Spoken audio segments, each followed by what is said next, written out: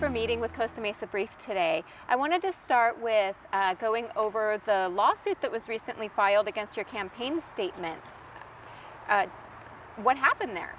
Well, a suit was filed by Wendy Lease. The prior week, Brenda Green, our city clerk, had informed me on several occasions that Katrina Foley had complaints about my ballot statement, mainly where I would say only candidate. She felt that was being critical of her. And there is a clause in election law that you're not supposed to denigrate the other candidates. Well, I stand by the factual matter of my statement. However, I could understand that. And I was amenable to making those changes, but then it was change this, change that, change this, change that. And it was ridiculous.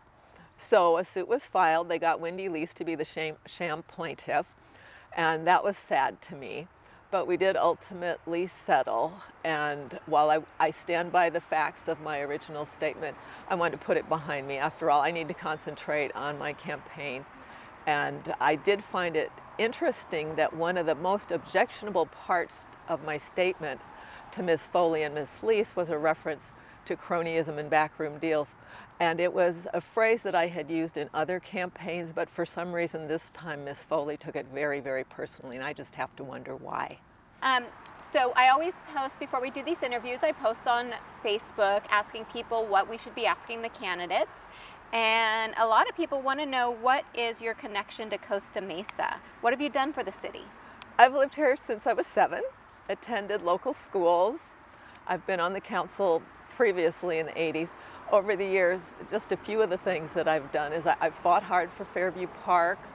When the fairgrounds was put up for sale, I, on my own initiative, I was not on the council then, went up to Sacramento to stop the sale, formed a group called Orange County Fairgrounds Preservation Society, was president of that, and so worked very hard on that.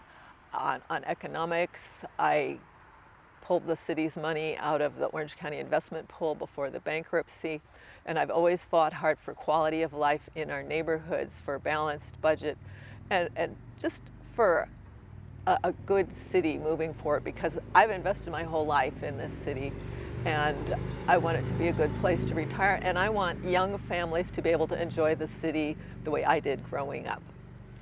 So another one of the questions we were getting from our viewers is, do you have any plans to further the protection of Fairview Park?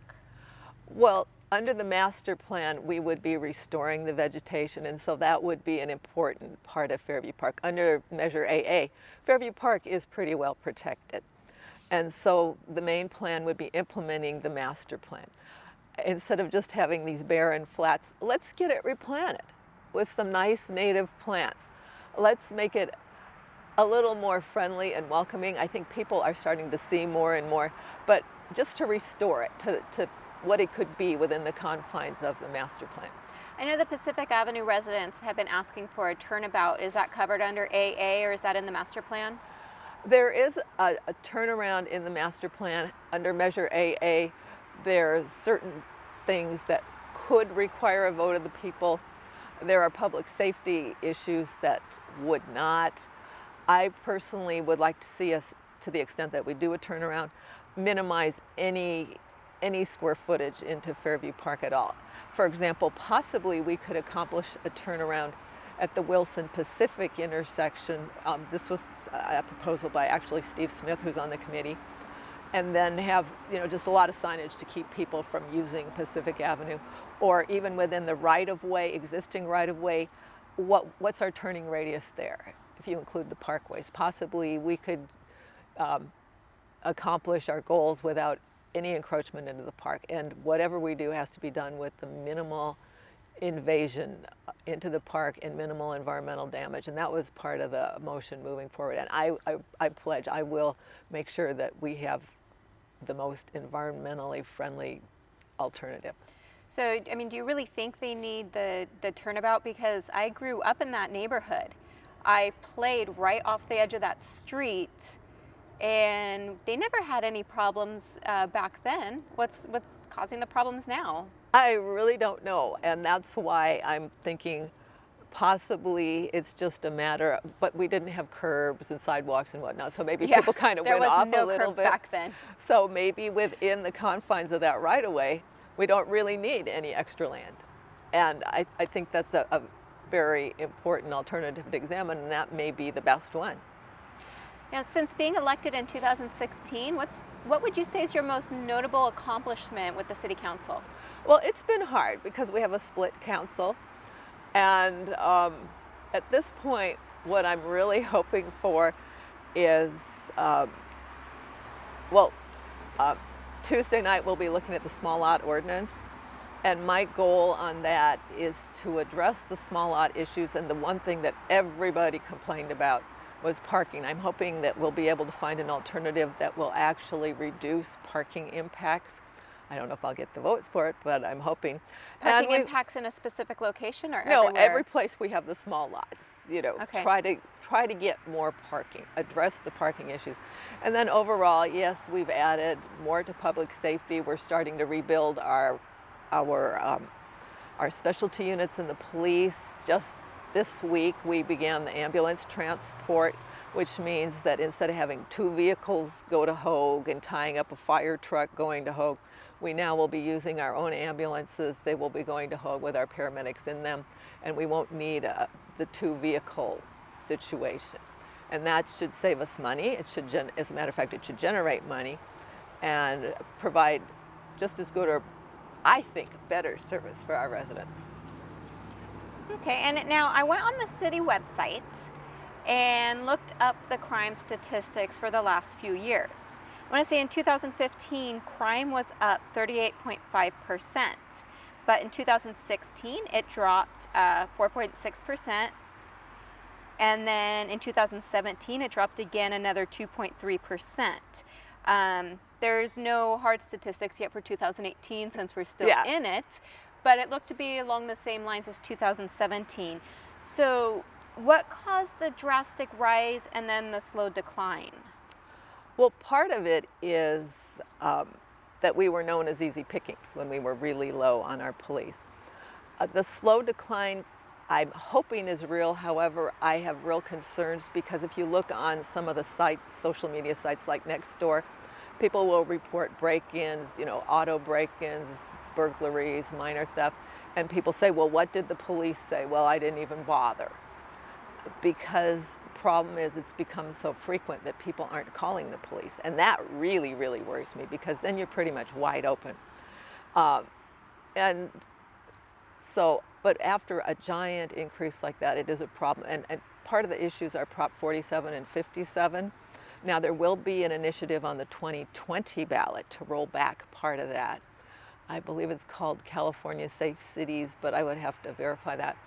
And I will be campaigning for that initiative to increase some of the penalties because right now, minor thefts, say from stores and stuff, I have merchants telling me they don't call in because the police don't do anything. They can't do anything.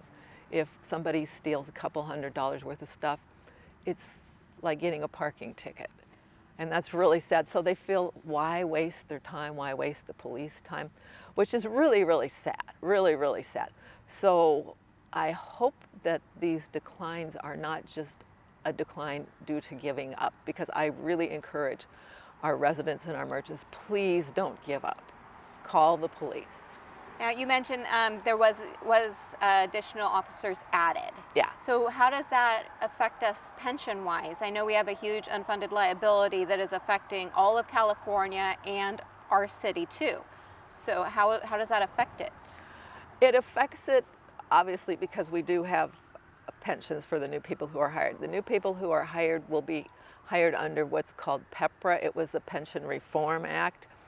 And so they will be receiving benefits that are not as generous, and they will be paying more towards the benefit. And also we've negotiated with our bargaining groups to increase their contributions as well. But it is a big issue. So it's not going to affect the current unfunded liability under... It shouldn't affect the current unfunded liability, but the current unfunded liability is due to people who are out the door. And that's the problem, is they're out the door, they have lifetime medical, they have very generous pensions, and in some cases those pensions were bumped up just before they retired. And so they worked for 20, 30 years on the basis of a nice pension, but not as big a pension. And then the last year or two, the pension situation changed, so they walked out the door with a lot more than they ever anticipated all those years they were working. Is there plans to add more police officers? Yes, we need to add more, simply because we basically gutted all our specialty units, gang, narcotics, fraud, just to keep people on patrol. So we need to add those so that we can actually take a bite out of crime. In particular, the drug trade contributes to everything. It contributes to prostitution. People steal to support their drug habit. It goes to the root of a lot of problems. And so we really need to get a handle on that. And that's actually something that all cities are facing, because heroin and other opiates have gotten so cheap, and they're just all over the place. What about sober living homes? I know you mentioned drugs is the cause of a lot of problems. So sober living homes, a lot of people claim, are the cause of the drug problem in Costa Mesa and Southern California in general. So what have you done, or what can you do to address sober living homes? Well, sober living homes contribute. However, in talking to the chief, it's amongst the police chiefs, they recognize that because California has very lax drug laws, and California does not put you in jail for stealing $949 worth of stuff, people from other states find it a very attractive place to come to be a drug addict, because you're not going to get arrested for possession, you're not going to get arrested for all the petty theft that you use to support your habit. And that's just really unfortunate. But we do have an issue with sober living homes. They're a non-residential use. I have a problem with any non-residential use in our residential neighborhoods, whether it's Airbnb or sober living homes. On sober living, we've been working through them. It's an arduous process, one by one, where we get code enforcement on them, and we have shut down several. It is sort of a whack-a-mole thing. You shut down 2 here and another 2 pop up there. And often we're not aware until we get a complaint from the neighbors. And so it takes working with our code enforcement and our law enforcement, working with other cities to lobby in Sacramento and in Washington, and just keeping on top of it. Unfortunately, it got too big too quickly. And that's one of the reasons I would like us to start addressing some of the short-term rentals before that gets too big too quickly, because it's just starting in Costa Mesa. One thing on the sober living, Newport Beach has an ordinance which on its face is a pretty good ordinance, but it's being challenged in court. It's up at the Supreme Court. I am confident that it'll be found to be an acceptable legal ordinance. I will be surprised if it's not, but if it is, I will immediately get that on the agenda, that we adopt the Newport Beach ordinance. What is that? What's the Newport Beach ordinance? The Newport Beach ordinance has a definition of a boarding house, because we don't allow rooming houses in our single-family neighborhoods. And so therefore, if you have separate leases, that's considered a rooming house, which you have for your sober living, because you have individuals coming and going. You don't have a master lease for 6 guys. You know, it's not like 6 guys who decided to be roommates. And it has several clauses that define a household, not by blood marriage or adoption, because that's illegal, but by how it functions. And that, because essentially the sober living homes are to a large extent acting like boarding houses. Now, in your 2016 campaign interview with Costa Mesa Brief, you discussed curbing. Back then you were looking to do away with curbing. Has there been any progress on that? Well, what we have done is, to the extent that we have control over a sober living home, one of the conditions is that they do not permit curbing. And if they do permit curbing, then we would yank their permit and we would shut them down. And there aren't very many homes that have been permitted by the city, but of those that have, we have a commitment that they will not pursue curbing. And then the ones that haven't been permitted, we are working to shut down. How do you prove that they're curbing? Because I see people all the time driving that you could tell they're dragging their suitcase, but they don't look homeless, so you know it's like a brand new situation for them. So how do you prevent that? How can you prove that they're doing that? Well, it is hard to prove. However, neighbors will report it, or someone is, there's a call for once on petty theft, and the police go out. Well, where do you live? Well, I used to live at the blah, blah, blah sober living home. And so you can't trace every single person, but we do have, on people who have permits, we do have some requirements even about informing families and so forth if someone is going to be leaving the home. Now, homelessness is a big issue in Costa Mesa as well, and I know that directly relates to the sober living homes, the curbing, the drug problems in Southern California. Now, I know our homeless has dropped, and it's below the county average. So what can we do to continue it dropping? What more can be done? We have a network for homeless solutions, which actually has become a model for other cities. And we have staff people who are on police, who are in code enforcement, as well as outreach workers to try to get people into housing, to try to meet people's needs. We work very closely with Trellis, which is a consortium of faith-based organizations that also try to take a practical approach to homelessness. Some of the things we have are the check-in center where people could put all their bags of stuff so you don't see these bags all over the place, sometimes with a person in the middle, sometimes not. And when someone goes to the check-in center, they ask them specific questions about their needs, and that's how you make your initial contact so that you can get people starting to trust and get them off the street. Some people are recently homeless, they're easy, you know, if you catch someone when they first get out of housing. And some people, it's just they lost a job. They had something went wrong in their life and they just couldn't quite cope and they ended up on the street. We have veterans. We have people going all the way back from Vietnam veterans to veterans of Iraq and Afghanistan. So it's a combination. But some people, the shorter the time on the street, the easier it is to get someone back into housing. Sometimes when people have been on the street for a really long time, they become what is called service resistant. They don't trust anyone and they're reluctant to get into housing. Some people just don't want to because they want to be on the street doing drugs and stealing, and that's a lifestyle they've chosen. Unfortunately, unless we have an alternative, we cannot enforce laws against vagrancy and camping in parks and so forth against those who just have chosen that lifestyle. So we are looking at alternatives for permanent supportive housing. We have a couple of promising leads at this point. Of course, you can't say because then it'll goof up the deal. And once we have that... Can you tell me off of camera?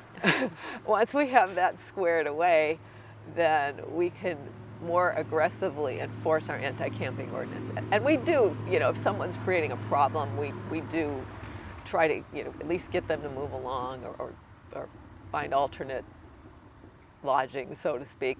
We have placed hundreds of people, and the problem is it is a never-ending pipeline. Now, there's one issue with the homeless that was kind of shocking for me, the stance people took on it. There was a lot of complaints on Nextdoor and Facebook about people peeing or defecating in alleyways or by businesses. So there was a proposal for portable bathrooms that did not go well with a lot of the citizens. Yes. So what was your stance on that, and how did the program work out? Like, was it beneficial? Well, the program never came to fruition because it was actually very poorly thought out. It was a portable bathroom, which would be at 3 locations. Right across the street from an existing public bathroom that had been closed because people, homeless people, vagrants, were basically abusing the bathroom. And then one was poorly defined and you couldn't quite tell what it was. And then another one was right at a red, they chose the location because it was a red curb, so we weren't eliminating any place where people parked. And it's like, there's a reason there's red curbs. So it was just a very poorly conceived program. My preference would be that if we're going to have bathrooms with attendants, we use our existing bathrooms and have attendants in the existing bathroom to monitor. And that way then our residents could use the bathrooms when they're in the parks, and they will be able to feel safe. That makes much more sense to me than a portable bathroom. Now, some of the merchants have complained about the issue, and I don't blame them. But even the merchants weren't real thrilled with the idea of the portable bathroom because they saw it as a magnet. And the problem is, you have one portable bathroom. What, you're going to run a half mile? That makes no sense. Or once people know where it's going to be, are they going to be concentrating in the area of the portable bathroom? And so there were a lot of issues that weren't addressed at all in that proposal. And we sent it back for further study. And the more it was studied, the more it became clear that there were some real problems with the proposal. So has it been scrapped completely? Pretty much. So the newest issue going on in the city right now is the needle exchange. Yes. And I was under the impression that everyone on the council was against it, but there are claims from people not on the council that it directly relates to the portable bathrooms. Is there any relation? I don't see that it relates to the bathrooms directly, except that it would be in generally the same part of town and possibly serving the same generalized population. So there's pretty much no city in Orange County that supports this? Yes, well, maybe a city at the far north or the far south end, but the cities that are being affected are clustered together. And ironically, we just spent millions of dollars cleaning up the Santa Ana River. So where are the areas they plan to distribute the needles? Close to the Santa Ana River corridor. And so what was the point of cleaning it up if somebody's going to mess it up again? Now, I couldn't find any statistics online, but it appears that there's been a decrease in development. It's slowed. It's slowed, okay.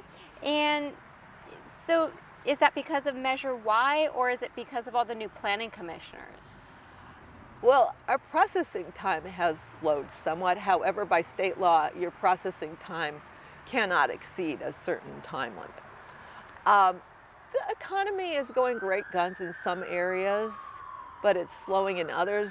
One of the factors that probably is at work in Costa Mesa is after the economy started to improve, there was a lot of property, say at the southwest portion of the city, that was still going for pretty reasonable amounts. So you could buy that land and you could make a really nice project, have a really nice profit margin, and then move on.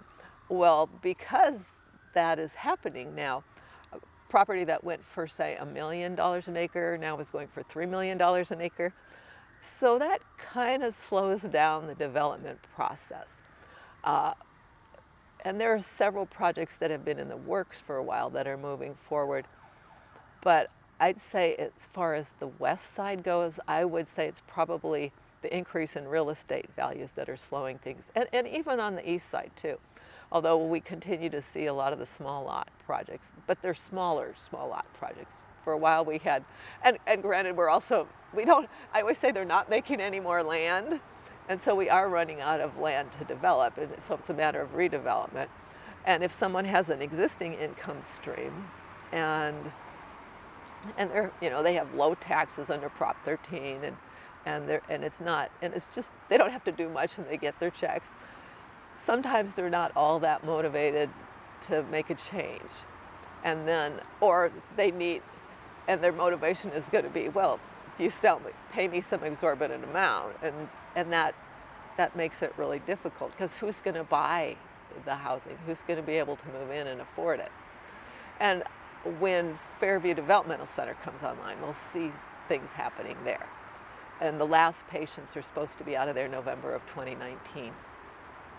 So that's really soon. Yeah. Now, what about right after the 2016 election, you and a couple other council members dismissed a lot of the commissioners and reappointed. Mm-hmm. What was the reason for this? Well, the commission, because there had been a different group and it's actually not all that uncommon in other cities, because a different group had dominated the council for a long time, it was dominated by political allies of other people. Actually, my preference on commissions would be a much more collegial approach than what we've had with any of our councils in the last 10, 15 years. I remember when we'd sit down and we'd say, what are the skill sets we need? Oh, well, you know, this one has legal background, this one has architectural background, this guy's a builder, this one's a homeowner advocate, and this guy's has a strong economics background. Perfect balance. Or, you know, we have somebody from Mesa Verde, we have somebody from College Park, we have somebody from the east side. Now it's just become, I like this one, I like that one, I like this one. And that's really disappointing to me, particularly, say, for Park Commission.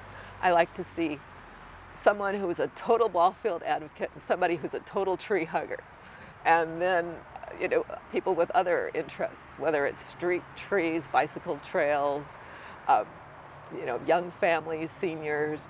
So unfortunately, in recent years, our process doesn't lend itself to that. And that to me is a little sad, because I think the city suffers that it's being a political tool as opposed to a real forum to get a variety of views and balanced viewpoints that represent the city as a whole, to work for the city as a whole.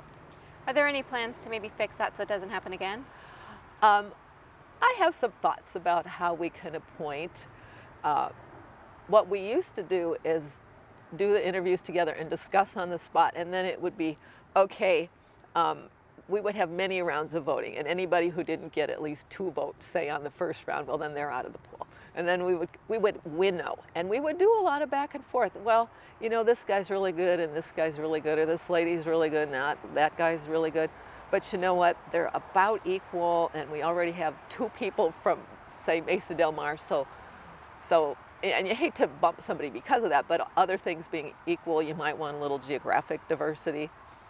In the 2014 election, your opponent in this election, Katrina Foley, received 26.5% of the votes. Mm-hmm. In the 2016 election, you received 18.9% of the total votes. Now that it's the 2018 election, how do you plan on getting the extra votes to beat her? Well, actually, that's misleading, because in 2014, everybody had 2 votes. So you take the percent, 26, and you multiply it times 2, that's 52. In the 2016 election, everybody had 3 votes. So that would mean that it's 18 point something. You multiply that times 3. So basically, in terms of percent of actual voters who voted for me, I had a higher percent than she did. When you consider that in the election I was at, you had 3 votes. So even if everybody voted for you, you couldn't get more than 33% of the vote. If everybody voted for you when you had 2 votes, you would get 50% of the vote. So it's apples and oranges. A lot of the officials, city officials and residents, they spoke out against you in the 2016 election, but they're now your supporters. What happened? What changed? Well, I'm hoping that they saw that I was a person who took each issue on its merits, and I wasn't part of any cabal. I think there was some concern that there was a machine being created, and I clearly am not a machine person. I will vote based on the merits of the issue. So sometimes I vote with Jim and Alan, sometimes I vote with Katrina and John. Sometimes I'm 1 on a 4-1 vote and I'm not voting with anybody. And so I look at each issue based on the issue, and I don't have any fealty to any particular political machine. Now, there's been a lot of campaigning by your opponent, Katrina Foley. Mm-hmm. She's got ads up before the movies at Triangle Square. I've heard about that. She's having a lot of affordable and fun fundraisers, like $5 per student for students to attend, $20 for non-students. What are you doing to get your name out there? Because not everyone watches the city council meetings. I know that, and not everybody goes to the movies at Triangle Square. And so it's the traditional knocking on doors, one-on-one, and getting your mail out, making your phone calls. It's a lot of traditional legwork. And one of the things I'm hoping is that I meet with people. I will meet with people on the mobile home issues. When they have, I've met with, for example, on the Ford Road project, I've met with those people numerous times. I am scheduling a meeting with people living by Lions Park because they were kind of short. They really weren't included in the library planning the way they should have been. And now as we move forward on the Lions Park projects, we really need to get their input. I don't like this idea of the council has a vision that we impose on the neighborhoods. We need to get what the neighborhoods want. We're there to serve the neighborhood. They're not there to serve us. And needle exchange. I went and I talked to people in the neighborhoods. When there's an issue in the neighborhoods, every time we have a sober living issue, I walk around in the neighborhoods, talk to the people in the neighborhoods. So I have been one-on-one with people in the neighborhoods for years. When we have issues, even the Colleen annexation, when that came up, it became clear to me that the annexation meeting hadn't been publicized by the county. So I went and I walked the neighborhood. I talked to the people in the neighborhood. And that's what I do. So I haven't been campaigning as a candidate, but I have been reaching out to people in our individual neighborhoods for years. You mentioned before your votes usually surprise people. No, actually they don't. Okay. Because I will say that, for example, on a recent project at a social event following that project, one of our local realtors approached me and he asked me about the vote on this project, and I started explaining my vote. And he said, no, your vote was the only one I understood because it was consistent with what you've always stood for. It was everybody else that I couldn't figure out. So actually, if you know my values, you could kind of, obviously, there's a lot of small things, but if you know my values on the big things, you know where I'm going to come down, or at least you have a reasonable expectation of where I'm going to come down. Now, the one vote that did surprise people, though, was you voted to oust Katrina Foley Yes. as mayor, and then you yourself was appointed. What happened? Well, that goes to, it turned out that we did not have the shared values that I thought we had. And one of the most important things to me is that we observe city policy, we observe city ordinances, and we treat people with respect.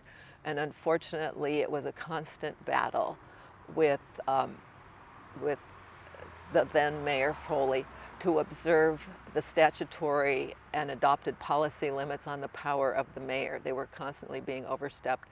And in addition to that, I would receive calls from outside agencies that our relationships with other agencies were being severely damaged, both at the local level and at the state level. And that was really troubling to me.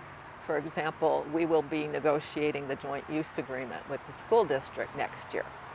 That's a critical part of our recreation system. But when you have people at Newport Mesa who are so offended by your mayor they won't even meet, you have to make a change. When I get calls from people at the state, so the city doesn't want to have any say in Fairview Developmental Center. I thought you guys wanted a piece of this for a park, but they're so offended by our mayor that we're losing our opportunities there. You have to make a change.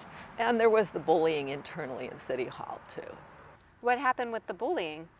Well, it's just people in City Hall would have their jobs threatened. Currently, there's someone who has had a job threatened due to failure to hop to with what our former mayor wanted. And it's been ongoing. There are people that have gone to, just have left the city because of that. And it creates a bad atmosphere. Why appoint you instead of Mansour or Brigheimer? Well, number one, I got the 3 votes. And because I am I really am the middle of the road person. I'm not a part of this machine or that machine, which in a way it makes it more difficult in some ways, but on the other, you have to thread that needle to try to work with everybody. Now, this election, it's the first time we're voting for mayor and districts. Is that going to change the power of the mayor? And, well, actually, that's an important question because that's one of the things that made me run. This is the first directly elected mayor, and the tone that is set by the first directly elected mayor is going to be very, very important. There are no statutory changes in the power of mayor. However, because of a perception, there can be overstepping. I've seen it in other cities where you have someone who's, I'm the directly elected mayor, so I have the power. And the thing is, unless someone has opposition that stands up and says, no, stop, they will take whatever power they can get if you have the wrong person. I believe your mayor needs to observe those statutory limits, and they're not a ruler. They have certain prescribed job duties, but you're not elected to rule over the city. And I believe in the servant leader model, and you're there to serve, not to rule. So, does the mayor have power to fire city employees No, if they have? But if there's a perception that you have the votes to do it, people will be afraid that it can happen. And that's why we need to avoid machine politics. Why is Katrina campaigning so hard? Well, I think she's a driven person. That's just how she always campaigns. But I also have seen that she has a real drive for power. My feeling is when you have power, you use that power to enable other people. You use that power to work with other council members, to work with staff, not to impose your will on others. And she does seem to have a drive for power and to, she's a very authoritarian person. And so I think that's part of it, is the drive. Now for myself, every time I've run for office, it's not that I wanted the power, but there were other people who I didn't think should have the power because I felt they would abuse it. And that's one of the reasons I'm running now, because I believe that you take the power and you limit it. You have checks and balances. And you need to make sure that those who would abuse that power do not have the opportunity to seize even more. So why should the Costa Mesa Brief viewers and the other residents of Costa Mesa vote for you instead of Katrina Foley? Because I have the interests of the people of Costa Mesa at heart. I've worked for the people of Costa Mesa, and I am not going to impose my will on the people of Costa Mesa. It's my job to make sure I implement the will of the people of Costa Mesa.